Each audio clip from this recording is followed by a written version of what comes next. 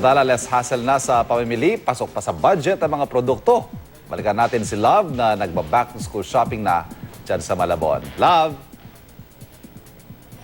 Maraming salamat, Evan. I'm sure ang ating mga nanay ng tahanan at mga tatay ng tahanan na rin na nagba-budget ngayon para sa mga pangbili ng kanilang mga anak, yung gamit ng kanilang mga anak sa eskwela, ay kailangan tumutok sa atin dahil napakamumura nitong ibibigay namin sa inyong mga presyo. Dahil June 1 na nga, naku, pasukan na mga kapuso. Kailangan yan, napamili na yan. Okay, ito yung mga price list natin. Ano? Mamaya kakausapin natin yung mga nanay. Yung mga notebook natin, no, ay nagkakahalaga ng 5 pesos hanggang 11 pesos. Sa ballpen naman ay 250 hanggang 10 pesos, lapis 250 hanggang 350, at crayons po ay 8 pesos hanggang 24 pesos. Dito po yan sa Kengwa Paper Products. Malapit po yan dito sa Malabon, mga kapuso. Ang kanilang gunting ay nagkakahalagan, ang range ng price ay 5 pesos hanggang 15 pesos. Envelope po, 1 pesos and 35 centavos hanggang 2 pesos and 50 centavos. Bag, 100 pesos hanggang 220 pesos. Ang glue po nila ay merong 3 pesos and 50 centavos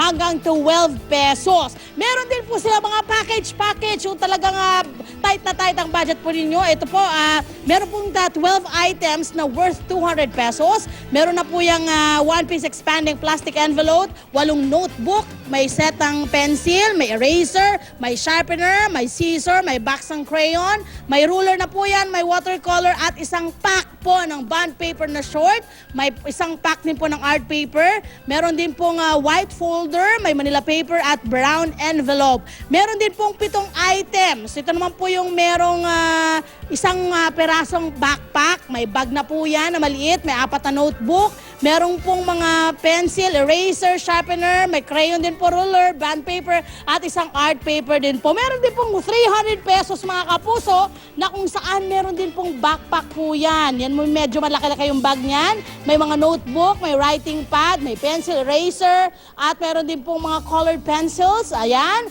Yan po yung pagpipilian po ninyong mga sets. Okay, this time makakasama na natin yung mga nanay na hindi pa rin tapos hanggang sa ngayon ng kanilang pamimili. Ito si Mami. Ang halaga po ng kanya nabili sa dami po nito ay magkano, Nay? 470. Yun, di ba? Malaking bagay ba itong pagkamura ng mga binili po ninyo para sa mga anak ninyo? Yes po ma'am, kasi mura lang po dito. Oo. So yung iba, yung matitipid nyo, ano naman ibibili nyo sa ibang matitipid nyo?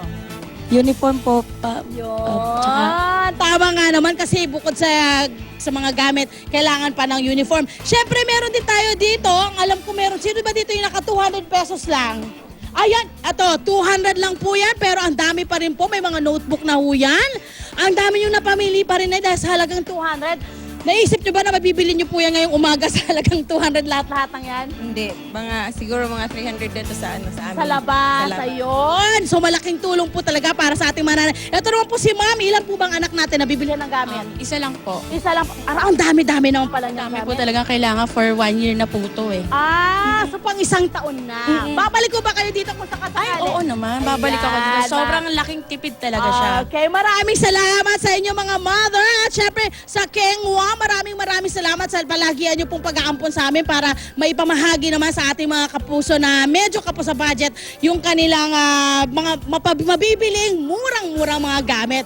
Bukas po sila ng Monday to Friday, o Monday to Saturday, 8 a.m. to 5 p.m. Pero may special na araw po sila 2 Sundays from now. Ayan, ay meron mag-open po sila para sa mga mag-walk-in na mga mamimili po ng kanilang mga produkto. Ayan, at syempre, ako din naman, hindi ako mapapahuli. Mamimili din ako para sa aking mga pamangkin at sa aking si Baby Joe. Mag-aaral na siya mga kapuso. Balik po tayo sa store. Syempre, nako, Balik Eskwela Project po yan. Balik Eskwela School Project po yan mamaya. Yung po mga nasunugan sa Marulas, Valenzuela City, bibigyan ho natin ng mga regalo. Mamaya po yan. Dito lang sa unang hirit, ang bargain capital ng telebisyon. Balik po tayo sa studio.